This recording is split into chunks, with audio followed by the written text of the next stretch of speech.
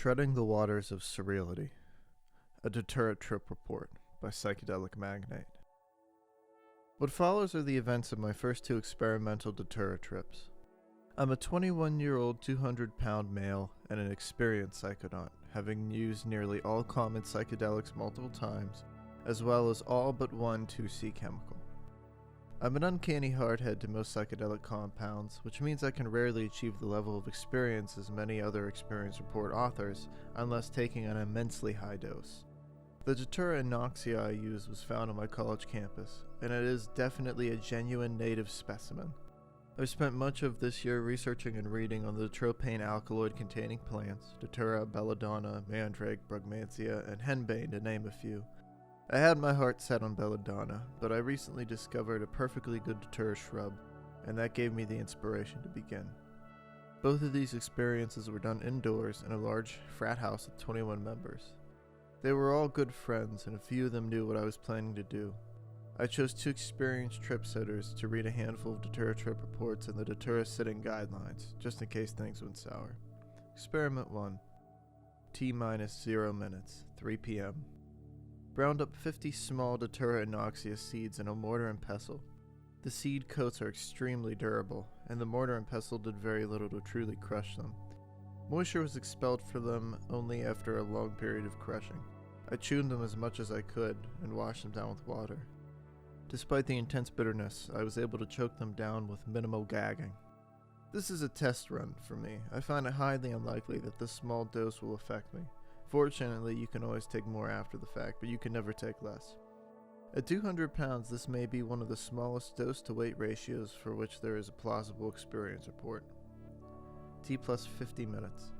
I've begun to feel gradual placebo come up, something I often feel when very anxious about a new drug. It's nearly certainly psychological, but to enhance the feeling I smoked 10 seeds of Datura anoxia out of a waterless bong. They smoke surprisingly well, and the taste, although slightly acrid, isn't entirely unpleasant. It's difficult to inhale once a certain smoke volume is reached, and the seeds taste much like a cross between burning marshmallows and gasoline. Taking large bong rips is completely out of the question due to the power of the smoke. The smoking has elicited a rather dry mouth as expected, but only slight changes in perception. T plus 1 hour. Another 10 seeds were smoked, this time with water added to the bong. This markedly increased the volume able to be inhaled. Sensory effects have began to grow, but only slightly. T plus 2 hours. I've been trying to sleep for the last hour, and surprisingly it was a comfortable nap. However, the effects were very faint. I had difficulty focusing on things, much like trying to view something after staring at the sun for a while. But the one way I knew that it was working was the dry mouth and throat.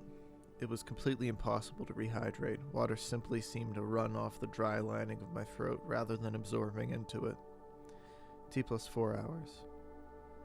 No new effects have cropped up, aside from more noticeable dry throat and an increase in my epidermal discomfort. I felt as though I were wearing a wool jumpsuit with nothing over it. My friend and I cooked a delicious pizza, but I found it to be tasteless and dry due to the supreme lack of saliva in my mouth. It filled me up, but didn't grant me even the slightest pleasure. T plus 6 hours. I feel to be coming down already, which is uncommon according to most Datura trip reports. The sore throat has gotten markedly better, my vision is still slightly off kilter, but barely noticeably so, and the skin irritation is no longer present. I'll probably call it a night early, and for the next experiment, either double the seed dose and or smoke the leaves and roots. A tea may also help. T plus 14 hours. Feel much better this morning, although it has reminded me of how unpleasant the earlier night had been. I'm certainly not looking forward to upping the dosage. Experience 2. T-0 minutes. I chose to up the dosage considerably on my second experiment with Datura, picking 1 fresh flower, 4 fresh leaves, and roughly 300 seeds. I pulverized all of them in a mortar and pestle until it was a soggy wad. This wad was added to 1.5 cups of boiling water, and I allowed 15 minutes to elapse for the solution to concentrate and release the tropane alkaloids. 1 cup of the water evaporated in the boiling process, leaving half a cup. I strained this with a coffee filter into another cup filled with lemonade and fruit punch. In this mixture, the Datura wasn't even noticeable. T plus 1 hour. The dry mouth is already in full swing, and the body does not feel good at all. There are pins and needles all over me, and no amount of rubbing helps. I have also grown extremely unbalanced, almost exactly how I feel while intoxicated with alcohol. I generally am holding on to something as I wander around my house, to keep from tripping, physically. T+2 hours. I have fallen into some sort of hypnotic hibernation. I feel too lousy to walk around, my eyes hurt too much to open, and the spring water I drink is indistinguishable from puddle water. So I sit on my love sack, eyes closed, body intensely irritated. At one point, needing to go to the bathroom, I got up and swayed my way to the toilet. In my experience, walking while on Datura is much like walking blindfolded in a boulder field. It's impossible to tell when my feet are going to land on the ground.